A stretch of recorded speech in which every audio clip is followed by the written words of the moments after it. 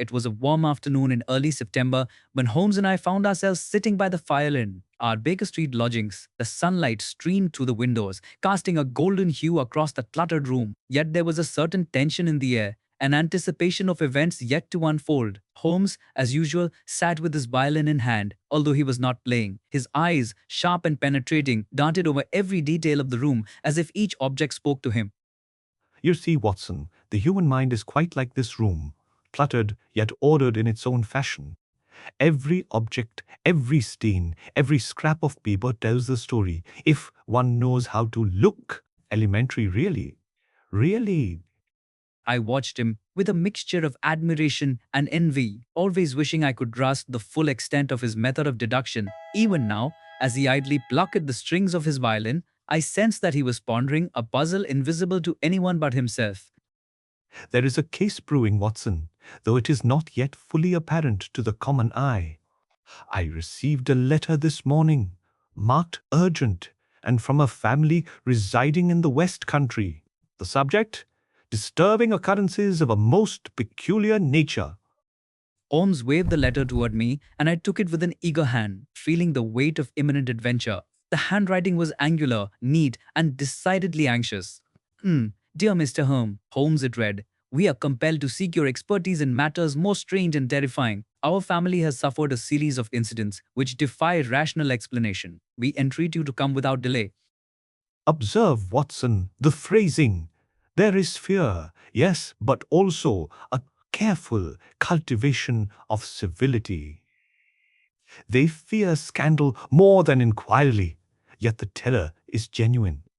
I nodded, though inwardly I felt a chill at the thought of what horrors might await. Holmes, however, seemed only mildly intrigued, the faintest smile playing upon his lips. We must leave for Cornwall at first light. I suspect that the devil's foot has stirred once more, and it is our task to observe and deduce the truth. Elementary, Watson. Cornwall! My mind leapt with excitement. The rugged coastline, the windswept cliffs, and the old manors always promised adventure. This, I knew, would be unlike our usual London cases. There was an undertone of menace that I could not ignore. That evening, as Holmes busied himself with packing his instruments and an assortment of curious vials, I attended to my own preparations, all the while noting how methodical he remained. One does not travel with haste, Watson. Haste is the enemy of observation. We require our faculties at their sharpest, lest we misread even the most obvious of clues. I could not help but admire his discipline. While I fussed over my medical kit and travel documents, Holmes's mind seemed already far ahead, tracing invisible patterns across distant landscapes. The next morning, we departed by train, the rhythmic clatter of wheels providing a steady accompaniment to Holmes's murmured reflections. I sat opposite him, notebook at the ready, eager to capture the workings of his extraordinary mind.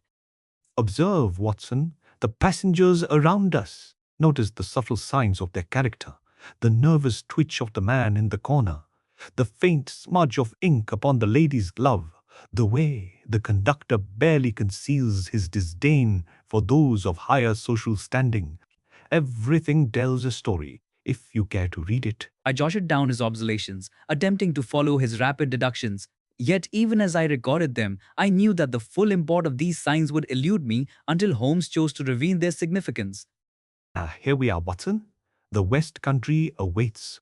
Notice the way the light changes as we approach the coast. The air itself seems to carry a warning, subtle but unmistakable.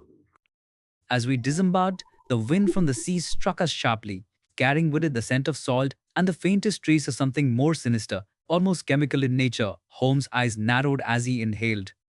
There it is, Watson. A faint trace of an unusual powder, likely of foreign origin. This will, I suspect, play a significant role in the incidents described in our letter. We took a carriage from the station and traversed narrow lanes bordered by gnarled trees. The manor soon came into view, a stately yet somewhat decaying structure perched on a cliff overlooking the restless sea. There was a grim beauty to it, as if it had witnessed both triumph and tragedy over the centuries. Mr. Holmes, Dr. Watson, you have come. Thank goodness you are here. We are at our wits' end. and fear for the safety of our family. Miss Fiona Forestier, a young woman of sharp mind and nervous demeanor, welcomed us at the door. Her eyes were wide with concern, and her hands trembled slightly as she led us inside. Miss Forestier, you have observed correctly. There is cause for alarm, yet panic is counterproductive. I must know everything in chronological detail regarding these incidents. It began last month, Mr. Holmes. My brother, Mortimer, returned from his travels in Africa quite changed. Strange episodes would occur at night, terrifying him and anyone nearby. My father insists it is madness, but I know better. There is something malevolent at work. I observed Holmes as he listened, his eyes gleaming with the intensity of a mind at work. He asked questions with a calm precision, drawing out every nuance of the tale. Where exactly did these episodes occur, Miss Forestier? And what precisely did Mortimer experience? His bedroom, mostly the ones in the library, he speaks of visions, flames, shadows, and a feeling of being consumed. And yet, when we examine him afterward, he is physically unharmed, though exhausted beyond belief. Holmes made notes in a small leather-bound journal, his brow furrowed in concentration. I could see the gears turning in his mind, linking distant dots that would have remained invisible to ordinary eyes. Fascinating. And the servants? Have any observed anything unusual? Only that they are frightened, sir. One night, our butler awoke to hear Mortimer screaming, though when he entered the room, Mortimer appeared to be asleep as though nothing had occurred. Holmes rose abruptly, moving to the window and looking out over the cliff's edge. The sea roared below, waves smashing against jagged rocks, a fitting stage for the drama that seemed to envelop this house. Watson, we must inspect the room where Mortimer experienced his first episode. There are details, minute but crucial, which will reveal the nature of this malevolence. As we were led to the chamber, I could not shake a sense of foreboding. Holmes, however, seemed invigorated, his energy rising with each clue he absorbed.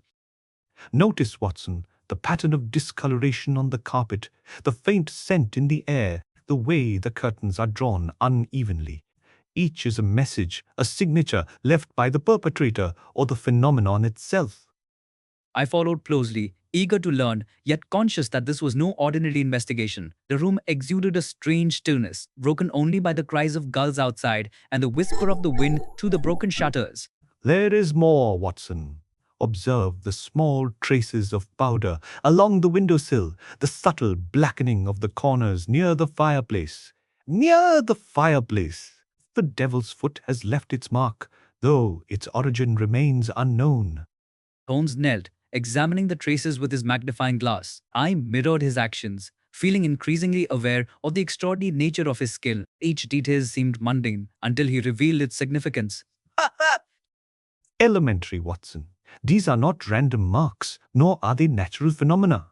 They are the tools of a very deliberate and dangerous method. We shall need caution, observation, and patience in equal measure.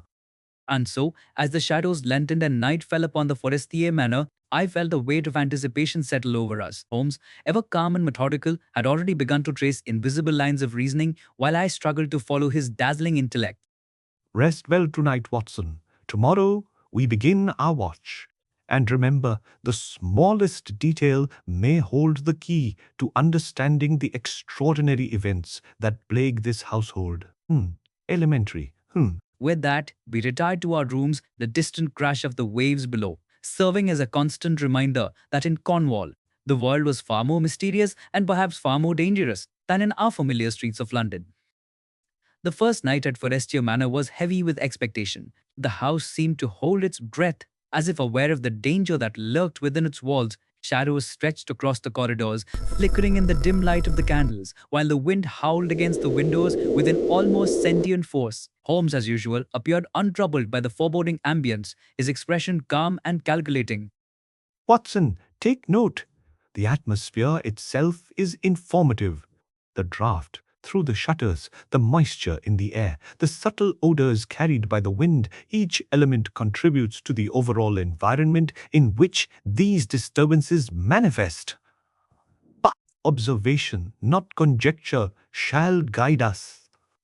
I followed him into the sitting room, where a low fire cast dancing shadows across the walls. He paced slowly, eyes sweeping over every detail, from the arrangement of the furniture to the faintest scuff marks upon the floor. Notice, Watson, the irregularity of the carpet threads near the fireplace. A subtle alteration in texture can reveal where an agent, whether chemical or otherwise, has been applied. Elementary.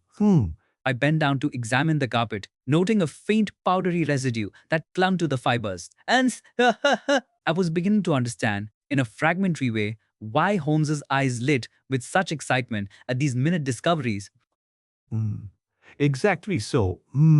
While others would dismiss this as mere dust, it is in truth a clue of profound significance. We must proceed carefully. One misstep, and the effects may be repeated, perhaps upon ourselves. The hours passed slowly. We took turns watching the corridors, peering into every shadow, listening for the slightest disturbance. At midnight, a scream tore through the silence, echoing from Mortimer's chamber. My heart leapt as we dashed toward the sound. Oh, my brother. Mortimer. Holmes led the way, his long stride unerring, while I followed, notebook in hand and heart pounding. We burst into the room to find Mortimer thrashing in his bed, eyes wide with terror, yet there was no sign of physical injury. Calmly, Watson. Observe his condition without interference. The eyes are key. They reveal the hallucinatory nature of his experience. Mortimer's breathing was shallow, and his fingers clenched the sheets as if trying to grasp some unseen terror. I knelt beside him, speaking gently, but he could scarcely comprehend my words. Holmes, meanwhile, moved about the room with precise efficiency. Note the position of the bedclothes, Watson. Observe the direction of the window draught, the faint scent lingering in the air. The agent responsible leaves traces, subtle but detectable. The odor was sharp, acrid, and almost chemical in nature. I recoiled slightly, and Holmes merely sniffed with keen interest. Ah, there, that scent confirms my initial suspicion. It is derived from an exotic plant, one with highly toxic hallucinogenic properties. The effects are both psychological and physiological, capable of inducing terror without physical injury. I jotted furiously in my notebook, trying to capture the complexity of his deductions. The notion of a poison so subtle yet so devastating sent a shiver down my spine.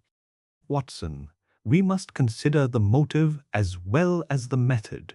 The application of such a rare and potent substance suggests deliberate malevolence, a calculated attempt to frighten or control. The perpetrator must possess both knowledge and audacity.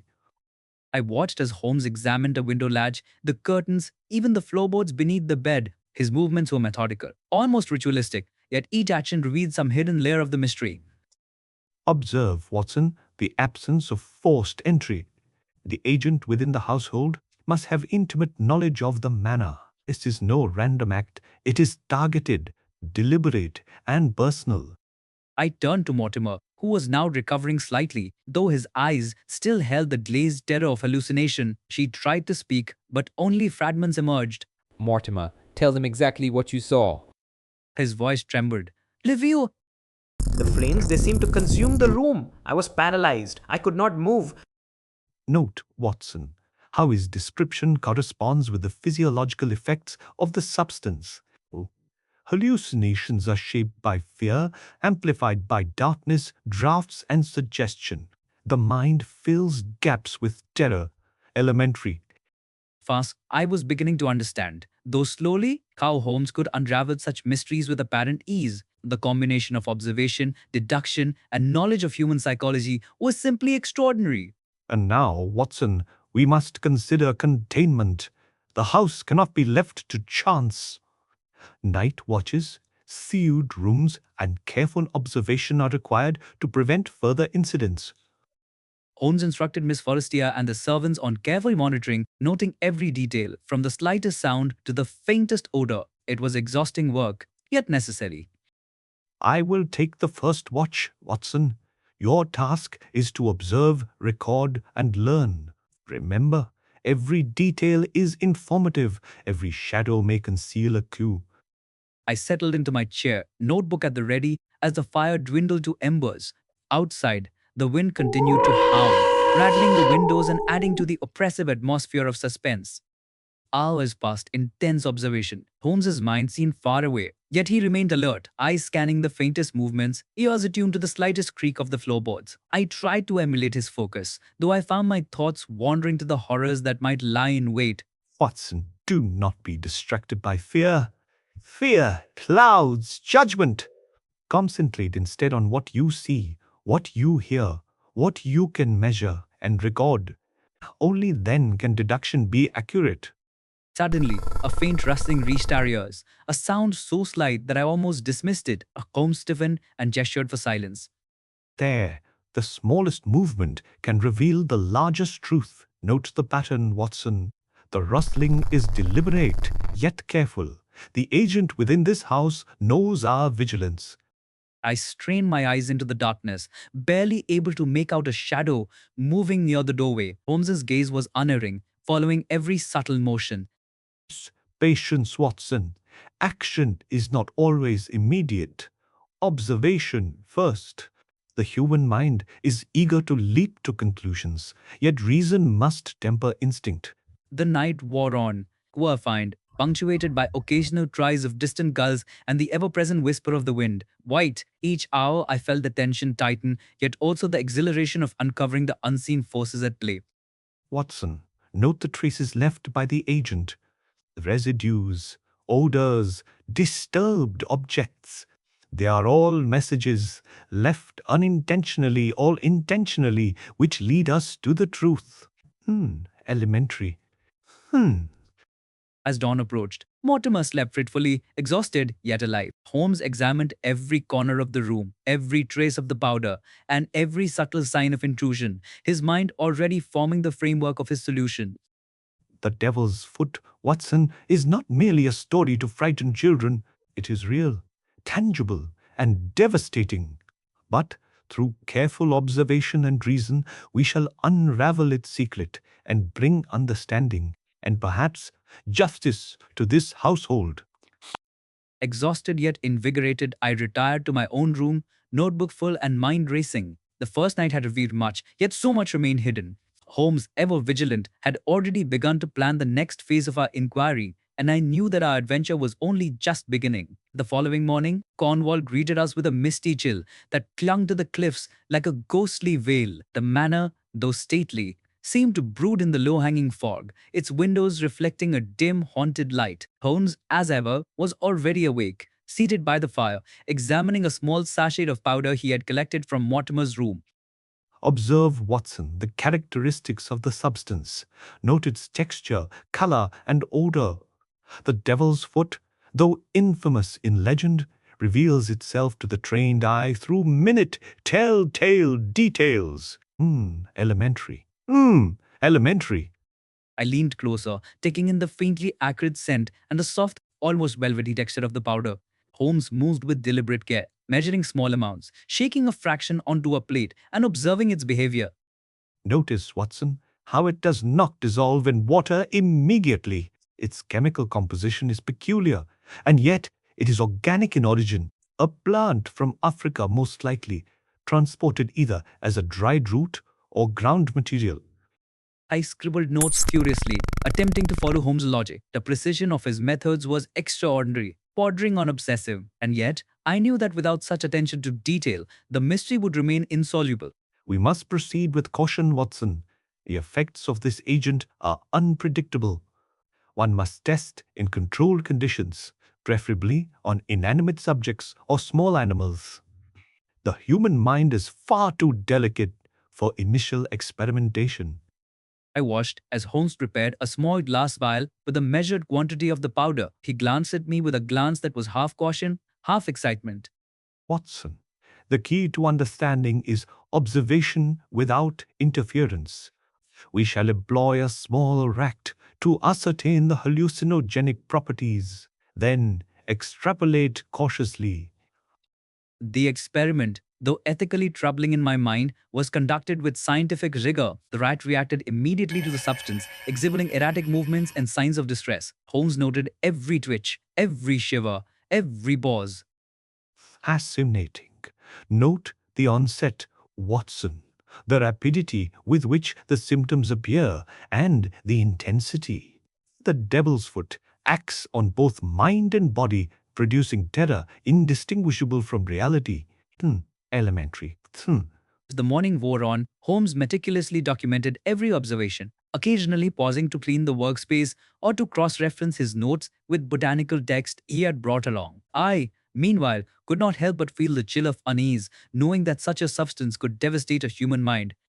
Watson, the true genius of this powder lies in its subtlety. It does not maim or kill outright. Rather, it terrifies, disorients, and incapacitates. The method of application is as important as the substance itself. Miss Forestia arrived shortly after breakfast, her expression a mixture of fear and curiosity. She had heard of Holmes' experiments and was desperate for answers, though I could see that she recoiled at the sight of the powder and its effects. Mr. Holmes, must you use such dangerous substances in my home? My brother, my family may be at risk even now. Fear is natural, Miss Forestier, yet observation requires risk. The unknown cannot be conquered by avoidance. We must understand the devil's foot fully to prevent its recurrence. She nodded reluctantly, following Holmes's instructions to maintain a safe distance. I could see the tension etched on her face, yet also the flicker of trust she placed in his abilities. Watson, observe the residue left on the plate. Note its persistence, the manner in which it interacts with air and moisture. These properties will inform us of its method of delivery in the Forestier incidents. I bent close, inhaling carefully. The scent was unmistakably potent. Yet even in its diluted form, it seemed almost alive, as if imbued with the very essence of terror. And now, Watson, consider the human factor. The powder, though remarkable in isolation, derives its true power from the fears and expectations of its victim. Mortimer's hallucinations were magnified by the darkness, the isolation, and the suggestion that some malevolent force was at work. I noted his words, realizing that Holmes was blending chemical science with psychological insight. The brilliance of his deductions lay in his ability to see all dimensions of a problem at once. The next step is to examine the manor itself.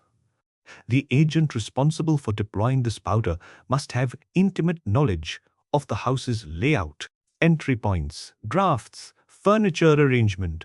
All are clues to the perpetrator's methods. Forking. Holmes led me through each corridor, each chamber, inspecting windows, doors, haberdroirs, and floorboards with relentless precision. The morning fog filtered through the high windows, lending the house an eerie, spectral quality. Observe, Watson, the lack of forced entry. The devil's foot is applied in secrecy, yet not recklessly. The perpetrator has studied the household, its habits, and its vulnerabilities. Elementary. See, as we inspected Mortimer's bedroom, I noticed the faint residue still clinging to the windowsill and the edges of the floorboards. Holmes knelt, magnifying glass in hand, tracing each particle as though it were a thread in a grand tapestry of crime. Every particle tells a story, Watson. The devil's foot leaves a signature, invisible to all but those trained to discern it. The method, the timing, the placement, they reveal the mind behind the act. Afternoon fell and the manor's shadows lengthened. We were joined by Mr. Forestier, whose anxiety was barely contained beneath a veneer of stoicism. His eyes darted nervously as he spoke, revealing the depth of his concern. Mr. Holmes, my son's suffering has left me sleepless. Can this powder be responsible for all that has happened? And if so, how can we protect him? Protection is possible, Mr. Forestier, though it requires vigilance, careful observation, and, most importantly, understanding the mechanisms of fear. The devil's foot is formidable, but not invincible. Elementary. Holmes's calm assuredness seemed to fortify the elder Forestier, though I could sense the underlying tension. Even in the face of the extraordinary, Holmes' methodical reasoning provided a beacon of clarity. Watson, tonight we shall continue our watch. I intend to monitor Mortimer closely, noting his responses and the subtle environmental factors that may influence the effects of the powder. That evening, as darkness descended and the fog rolled in from the cliffs, we resumed our vigil. Holmes's attention was unyielding, his eyes scanning every corner, every shadow, every faint glimmer of movement. Patience, Watson. Fear thrives on uncertainty. Observation diminishes it. Note everything, the smallest sound, the faintest scent, the slightest movement. All are instructive. Hours passed in tense silence. Mortimer slept fitfully, occasionally murmuring in his sleep, his subconscious still haunted by the previous night's hallucinations. Holmes observed with unwavering focus, noting the way the candlelight flickered, the movement of shadows, and the faint aroma that lingered in the air. There, note the way the draught flows across the room. The powder, if applied with knowledge, will drift in such a manner as to maximize its effect while minimizing discovery. Elementary. I recorded every observation, striving to emulate Holmes's precision. The night was long, the tension almost unbearable, yet there was a thrill in witnessing the unraveling of such a strange and dangerous mystery. Watson, the devil's foot, in combination with the environment and human psychology, is a perfect instrument of fear. Yet, through patient observation and reasoned deduction, we shall unveil the perpetrator and their method.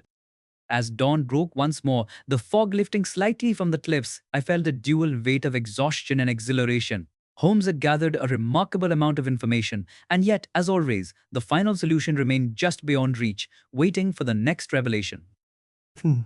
Rest, Watson. Tonight, the patterns will become clearer, and the threads of this sinister mystery will begin to converge. Elementary. And so, as we prepared for another day, I realized that our journey into the heart of the Devil's Foot mystery had only just begun, and that the true danger, both psychological and physical, was yet to fully reveal itself. Night descended upon Forestier Manor with an impressive weight. Wrapping the house in darkness and mist, the wind swept across the cliffs with a mournful howl, rattling the windows and doors as if warning us of the events about to unfold. Holmes, as ever, was unperturbed, seated at the edge of Mortimer's room with his keen eyes scanning every shadow. Watson, do not allow the foreboding atmosphere to cloud your judgment. Fear is the accomplice of the unknown. Observe carefully, record diligently, and let reason illuminate what terror conceals. I nodded, notebook ready, heart thumping in anticipation. The flicker of candlelight, each distant creak of the floorboards seemed magnified in the silence of the manor. I could feel the tension tightening, coiling like a spring, ready to release at the slightest provocation. Hours passed. Ko Shami, punctuated only by the occasional call of a gull and the whisper of wind through the shutters. Mortimer slept, though fitfully, his features contorted by restless dreams, a pale sheen of sweat covering his brow. Holmes's gaze never wavered, tracing the faintest disturbance with unerring precision. Hey, wah! Watson, notice the draft along the window ledge. It is subtle, yet its direction and strength dictate the dispersal of the agent. The devil's foot is nothing if not precise in its application. Just as he spoke, a sudden, ear-splitting scream shattered the stillness. Mortimer leapt upright in bed, eyes wide with sheer terror, clutching the sheets as though they might shield him from some invisible assailant. My son, God help him. Holmes was instantly on his feet, moving with the swiftness of a striking panther. I followed, notebook in hand, my pulse racing, positive. The room was alive with chaos, yet Holmes's mind was calm, processing every detail with extraordinary clarity. Watson, note the position of the curtains, the disturbed floorboards, the residual powder along the sill. The agent responsible is meticulous, and every detail left behind is a message. Elementary. How? I examined the residues, inhaling carefully. To be accurate, faintly chemical odor filled the room, unmistakable in its potency. Mortimer's hallucinations, though now subsiding, had left him shaken to the core. Observe, Watson, how the fear is magnified by suggestion. The victim's imagination, left unchecked, amplifies the effects of the substance. Mortimer's prior terror has primed his mind, making the agent more effective. I watched as Holmes traced patterns on the floor, measuring distances, angles, and airflow. The level of detail was almost overwhelming, yet each movement seemed to form part of an intricate logical dance, a choreography designed to reveal truth from chaos. Elementary, Watson. The combination of environmental factors, draft, temperature, lighting interacts with the chemical properties of the devil's foot. A, a precise understanding of these elements allows us to anticipate its effects and, eventually, the method of the perpetrator. As Mortimer regained his composure, Holmes interrogated him with careful precision. Hey, seeking to reconstruct every sensation and visual impression. The young man's answers were fragmented, yet Holmes's patience drew the invisible threads into a coherent picture. Every hallucination is a clue. The visions of flames and shadows correspond to the psychological impact of the agent.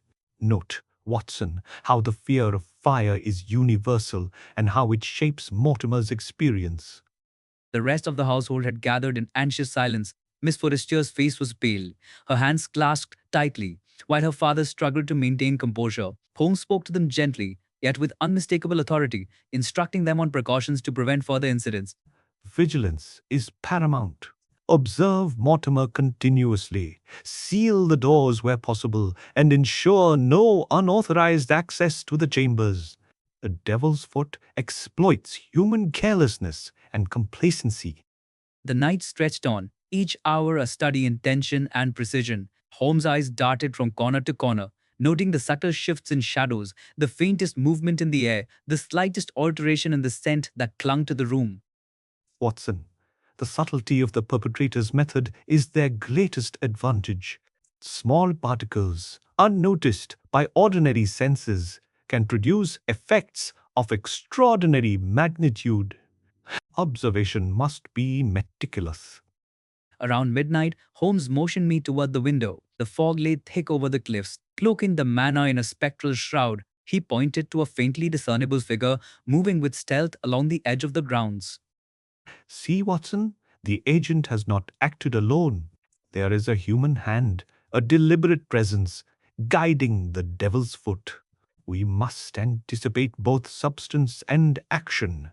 Elementary. We followed the figure carefully, moving through the mist with caution. Every step seemed amplified, our senses heightened by fear and anticipation. Holmes led with unwavering confidence, his eyes fixed on the subtle motions of the intruder. Patience, Watson. Confrontation without preparation is folly. We observe, we decode, we deduce. Only then can we act with certainty. The figure paused briefly near the edge of the cliff, seemingly unaware of our observation. Holmes crouched low, whispering instructions to me with surgical precision. Note the gait, the direction of movement, the manner in which the cloak falls. Every detail reveals the individual, their habits, and potentially their motive. The figure vanished into the fog, leaving us with a sense of frustration yet an abundance of clues. Holmes examined the disturbed foliage, footprints, and faint powder traces left behind. Elementary, Watson. From these traces, we can reconstruct the passage, the timing, and even the familiarity of the perpetrator with the grounds. There is method in this madness. Returning to the manor, Holmes instructed us to remain vigilant while he prepared to confront the next stage of the mystery. His mind worked tirelessly, connecting the environmental patterns with the psychological and chemical effects we had observed. Watson, the devil's foot is a tool, yes, but the intent behind it is what defines danger. The perpetrator seeks control, terror, and perhaps revenge. Understanding the human mind as much as the substance is essential. Exhausted, we retired briefly to our rooms, each of us aware that the climax of this sinister adventure was drawing near. Holmes, ever restless, was already planning his next moves, while I struggled to keep pace with his astonishing intellect. Rest, Watson. Observation continues even in sleep. The mind synthesizes patterns in quiet, and we shall need clarity when the confrontation comes. Elementary. As I lay awake, the fog curling around the manor like a living thing, I could feel the tension coiling tighter. Aye! Holmes's words echoed in my mind, and I knew that the next night would bring revelations and danger that none of us could yet foresee. Outside, the sea crashed against the rocks, indifferent to human fear, while within the manor, a more subtle yet equally menacing force was preparing to strike once more. Holmes, patient and meticulous, would not be caught unprepared. I, too, would learn, though slowly, to match his vigilance with my own. The threads are aligning, Watson. Every detail, every trace, every hallucination brings us closer to the truth. The devil's foot will reveal its secret, and the mind behind it will be exposed. Elementary. And so, as the night lingered and shadows deepened, I realized that our encounter with the devil's foot was far from over. The second night had only confirmed its potency, and the sinister hand guiding it remained elusive, but not for long. The fifth night at Forestier Manor arrived, heavy with fog and potent. The cliffs loomed darkly against the grey sky, the waves below pounding the rocks with relentless force. Inside, the house seemed almost alive with anticipation. Holmes moved with calm precision, preparing for what he knew would be the final and most revealing confrontation. Watson, tonight we shall see the devil's foot in action once more. Observation will yield the method, the substance, and ultimately the mind that wields it. Remember, patience is our greatest weapon. I nodded, notebook in hand, though my pulse raced. Events of the previous nights had left me with a lingering unease, yet I trusted Holmes's unparalleled skill to bring clarity from chaos. Mortimer slept in his chamber, guarded by a careful watch. Holmes examined every window, every door, and every draught, ensuring that no detail escaped his attention. The faint powder traces of previous nights were noted, each particle catalogued with meticulous care. Watson, the devil's foot is subtle yet deadly. Its success depends on fear, darkness, and isolation. Control these variables, and we can anticipate its effects and expose the perpetrator. Elementary. Hours passed in tense silence. Comply! The only sounds were the whispers of the wind through the shutters, the occasional call of a gull, and the faint rustle of fabric as Holmes adjusted his position. Then, suddenly, a faint, almost imperceptible rustling reached our ears, a signal that the agent was again at work. There, Watson. Note the sound. It is deliberate, calculated. The perpetrator is skilled and familiar with his household. Every step, every movement betrays knowledge and intention. Whites, we moved with care, following the source of the noise. Through the fog that curled along the corridors, I glimpsed a shadowy figure moving cautiously yet confidently toward Mortimer's chamber. Watson, observe. The approach, the angle of entry, the path chosen. These are all clues to the identity and familiarity of the individual. The figure paused near the window, applying the powder with careful precision. Holmes whispered instructions to me, his voice taut with intensity. Note the placement, Watson. The powder is aimed to maximize effect without leaving immediate evidence. The perpetrator is cunning, but no one escapes careful observation. We waited, silent, until the hallucinatory effects took hold. Mortimer stirred, eyes widening with terror, crying out as the familiar specters of fire and shadow engulfed his senses. Elementary, Watson. The method, substance, and timing are all confirmed. Now, we must confront the agent directly. And Holmes and I moved swiftly, cornering the intruder in the hallway. The figure turned, startled, and I could see the faint traces of guilt upon his face. How did you find me? I thought no one could see. My dear Mr. Hutchinson, observation is the ally of reason. Every trace you left, every subtle sound, every misstep betrayed you. The devil's foot is in your hands, yet it cannot conceal your guilt. Yeah, elementary. The intruder, Joseph Hutchinson, a distant relation of the Forestier family, collapsed under the weight of Holmes' deductions. Holmes's voice was calm, almost gentle, yet carried an undeniable authority. Mr. Hutchinson, your actions were deliberate. The powder, derived from a rare African plant, produces terror by stimulating hallucinations. Your motive, envy and resentment, was masked by the guise of misfortune and accident, but the evidence, the chemical traces, and your intimate knowledge of the manor betray you. I I only wanted to frighten them, to see them suffer as I have suffered. I did not mean to kill. Holmes listened, his piercing gaze never leaving Hutchinson. Every word, every hesitation, every tremor was catalogued, analyzed, and woven into the larger tapestry of deduction.